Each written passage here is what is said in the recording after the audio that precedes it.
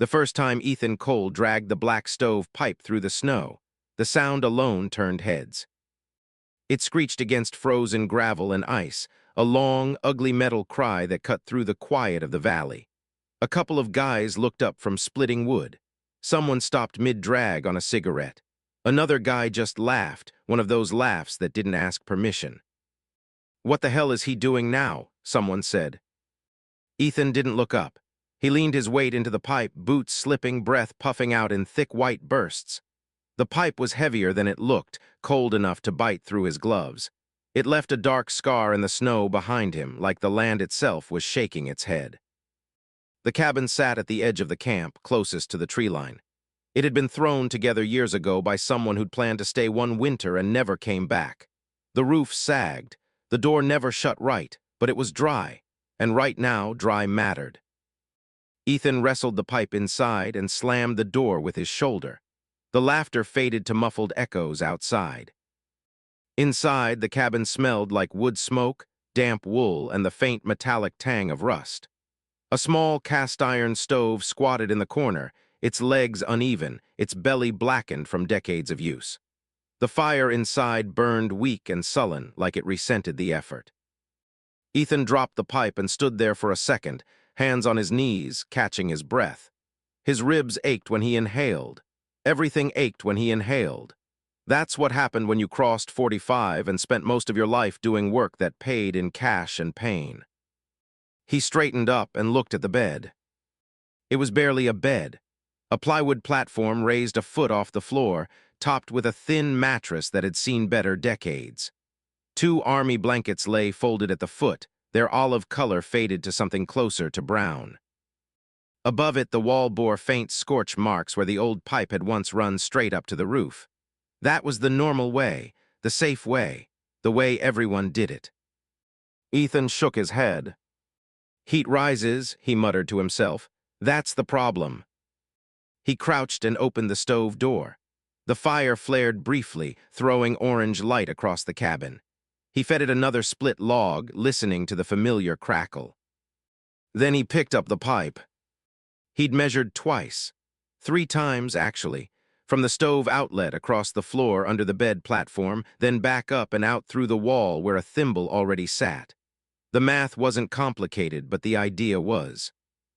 The pipe would run low, right where he slept. "Dumbest thing I ever seen," came a voice from outside the window. Ethan didn't answer. He fitted the first section onto the stove collar, twisting until it seated with a dull clunk. The metal was cold, but already warming where it touched the stove. He added the next section, angling it down instead of up.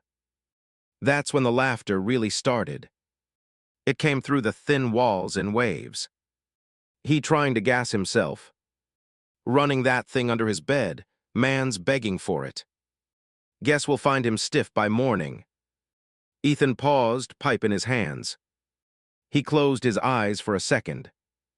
For a moment he was back in Indiana, standing in a rented garage with his dad, both of them bent over an engine block. His father had wiped his hands on a rag and said, "If everyone thinks you're crazy, you're probably onto something, or about to get hurt. Figure out which one before you flip the switch." Ethan opened his eyes. "I figured it out," he said quietly to no one. He kept working. By the time he finished, the pipe snaked low along the floor, disappeared under the bed platform, then rose back up toward the wall. He'd added extra joints, sealed them tight with stove cement, and braced the pipe so it wouldn't shift. He stood back and studied it. It looked wrong. That was the first thing he noticed. It offended every instinct about how stoves were supposed to work. The pipe was where feet should go, where cold lived, not where heat belonged. He lit the stove fully and watched. The fire roared to life. The pipe began to tick and pop as the metal expanded. Slowly, carefully, Ethan slid his hand toward the section running beneath the bed. Warm. Not a little warm, noticeably warm. He pulled his hand back and smiled despite himself. Outside, the sun dropped fast, the valley filled with blue shadow. Wind slid down off the hills, sharp and impatient. Night came the way it always did, sudden and unforgiving. Ethan ate a can of chili straight from the pot, standing by the stove. He could feel the warmth creeping outward, not just up, but across the floor, under the bed.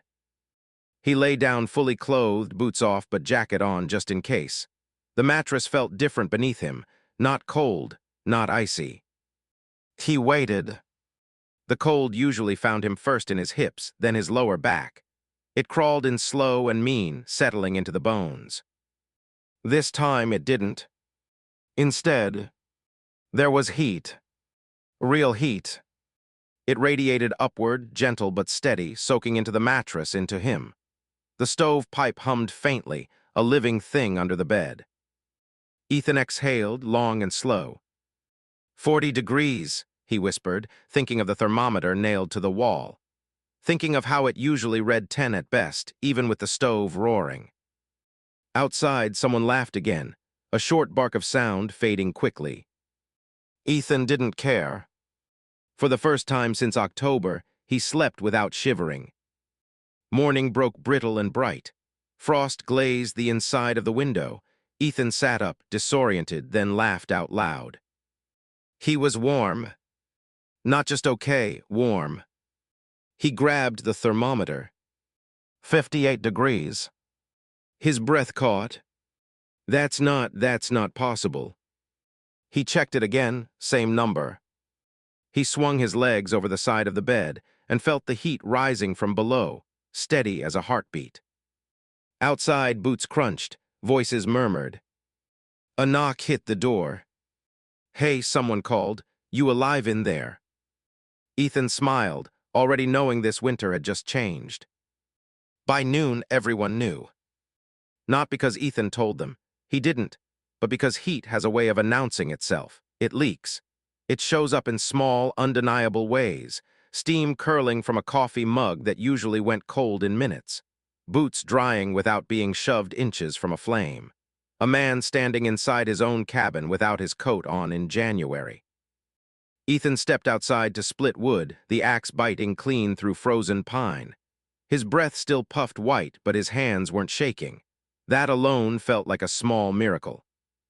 Across the clearing, people watched. Not openly, not at first, just glances that lingered too long, conversations that stopped when he looked up. By mid-afternoon, Marcus wandered over.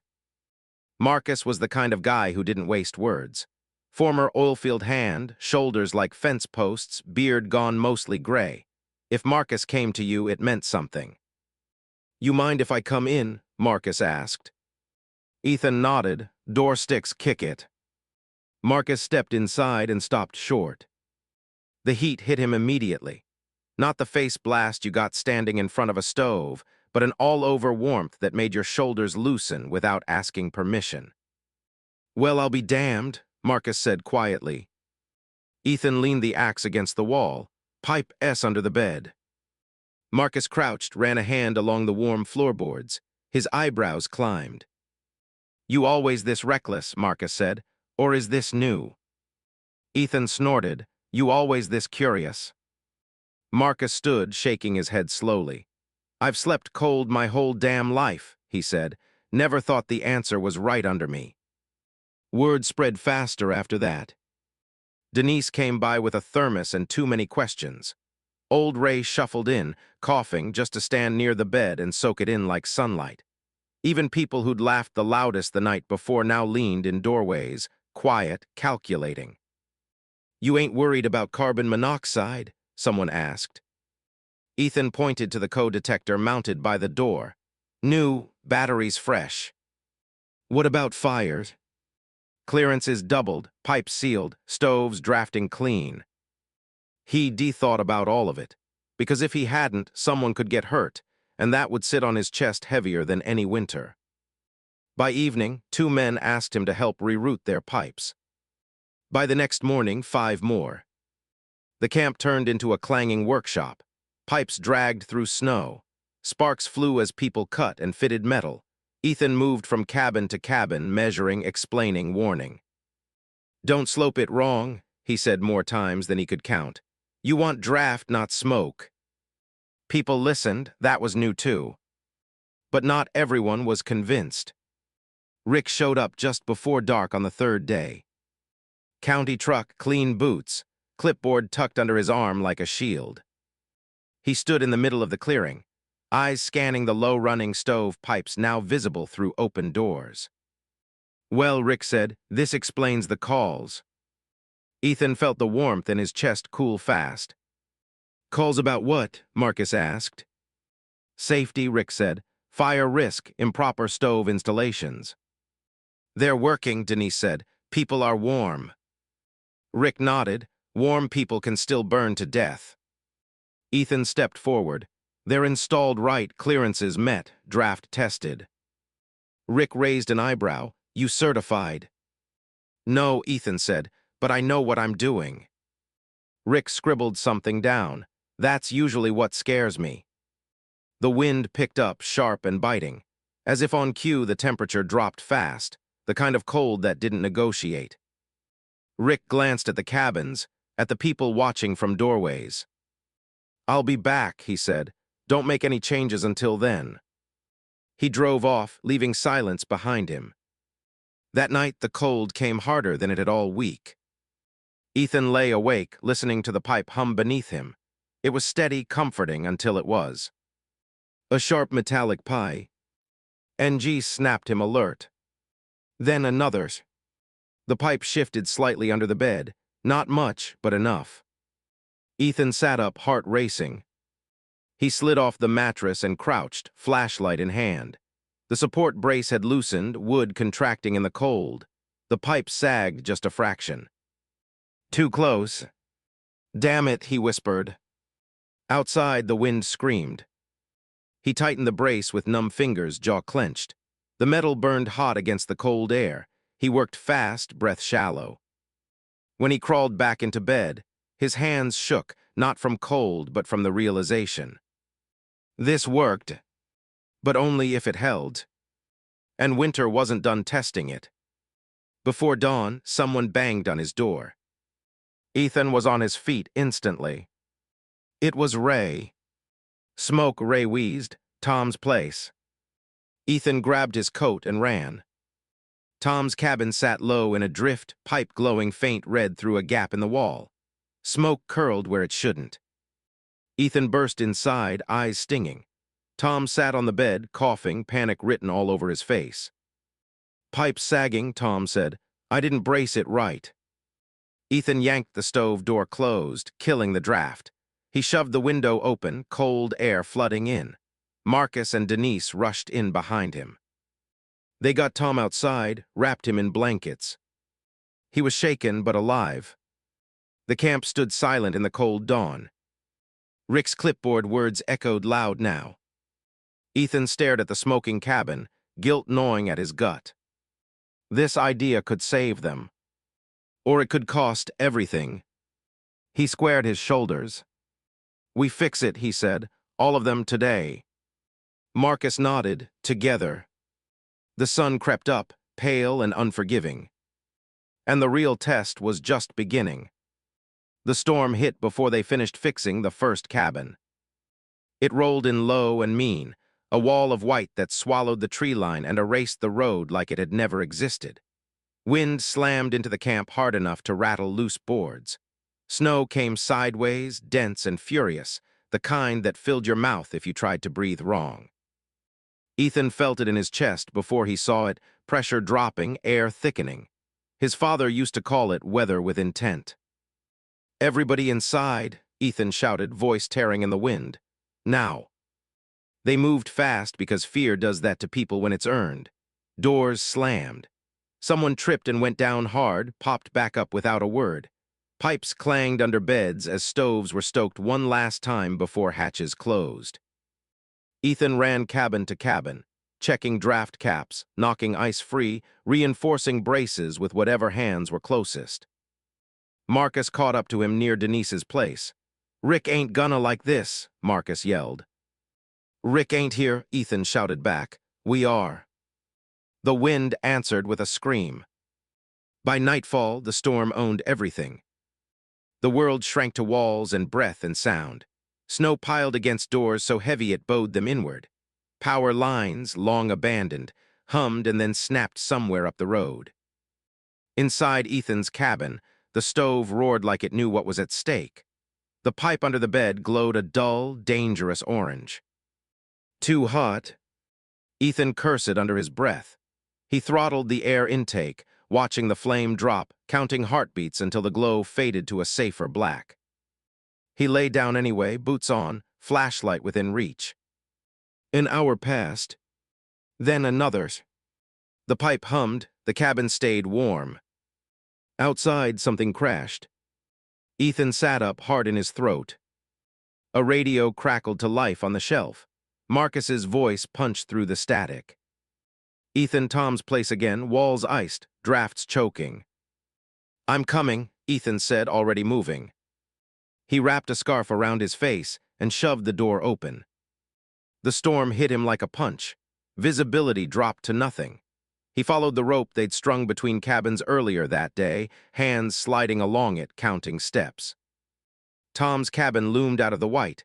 Smoke bled from every seam. Inside, it was chaos.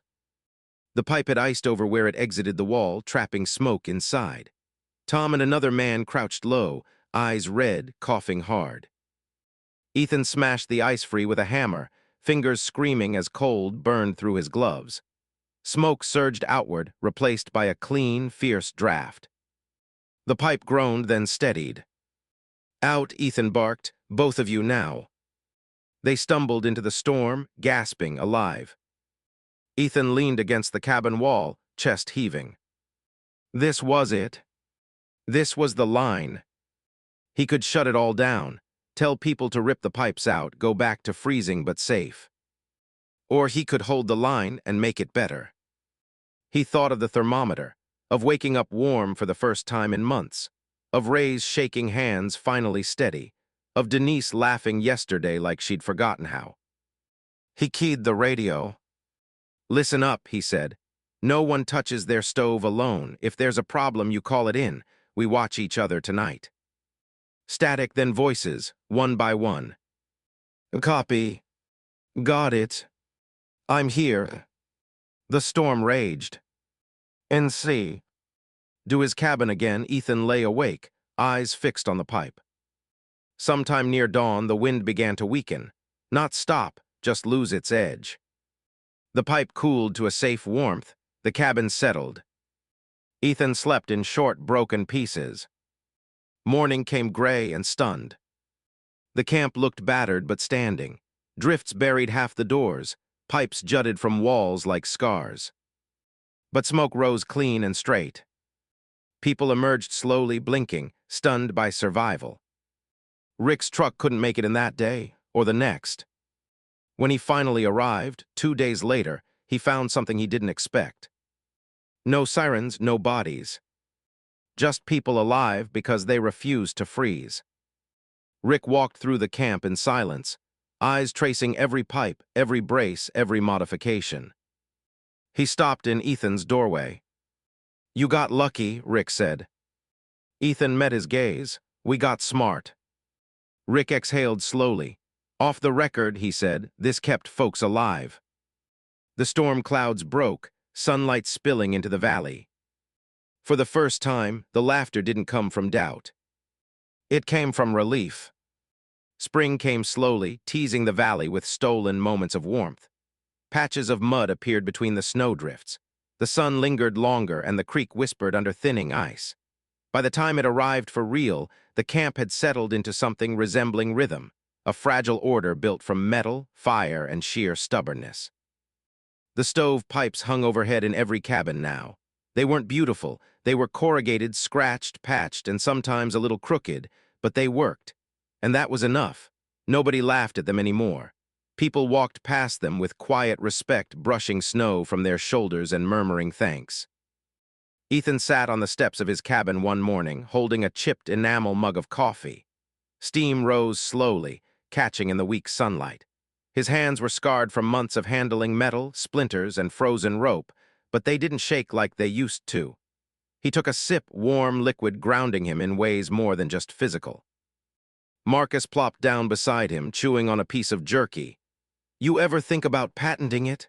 he asked, nodding toward the pipes overhead. Ethan chuckled. Patent what? Physics. Marcus grinned. Still, you could take it somewhere, sell it to someone who actually knows how to make money. Ethan didn't answer. He watched Denise teaching a newcomer how to install one of the pipes properly, checking angles, adjusting braces. Frank sat nearby, wrapped in a quilt, laughing at something someone said. Warmth and laughter, their own little proof of survival. I think it already went somewhere, Ethan said finally, voice low but steady. Word about the metal pipes traveled farther than he expected. A local paper ran a short piece, calling him a self-taught engineer and crediting his invention with saving lives through the winter. He laughed when he read it, a short, incredulous sound that made Marcus shake his head. By April, people started leaving the camp. Jobs reopened. Roads cleared. Life started again. Yet the pipes remained overhead, dull now from months of condensation and smoke, as much a part of the landscape as the cabins themselves. On his last night in the cabin, Ethan lay on the cot, staring up at the familiar corrugated metal. It caught the lantern light softly, no longer threatening, no longer ridiculous. He thought back to the first night, the laughter, the doubt, the fear pressing against him like wind against an old trailer. He remembered the math, the physics, the desperate hope that he could cheat winter for just a little while. He reached up and touched the metal one last time. "Thank you," he murmured. Morning came with a promise, the snow melting quickly under a sun that was just starting to warm the valley. Ethan stepped outside, taking in the soft sounds of life resuming around him. Birds, water dripping from roofs, the distant hum of a truck starting somewhere down the road. For the first time in a long while, the future didn't feel cold. He walked through the camp one last time, watching people adjust their pipes, chat quietly, and move through their lives without the constant fight against frost and frozen bones. It wasn't perfect, but it was enough. It was progress. It was survival. Ethan breathed deeply, letting the air fill his lungs. The world was still sharp, still unyielding, but it had given him a small victory, a few degrees of warmth that meant life and hope, and the quiet knowledge that ingenuity could bend even the harshest winter in Montana. He turned toward the road, boots crunching on melting snow, carrying him into a spring that felt like a promise rather than a threat. Behind him, the cabin stood strong, metal pipes glinting faintly in the sunlight, a testament to the stubbornness, courage, and human will it had taken to survive the winter. And for the first time in a long while, Ethan smiled. The cold hadn't won, not entirely, not ever. Not while people like him were willing to think differently, act boldly, and stay warm when everyone else had laughed at the idea. The valley, scarred but alive, whispered around him. Survival wasn't just enduring, it was outsmarting, outlasting, and finding warmth where none should exist. The winter was over, but the lesson would last forever.